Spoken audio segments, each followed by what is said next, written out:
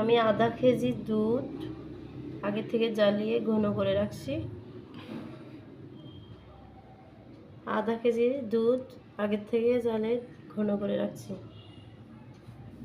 ডিম আর চিনি ফাটানো হয়ে গেছে, এর ভিতরে দুধ দিয়ে দিচ্ছি।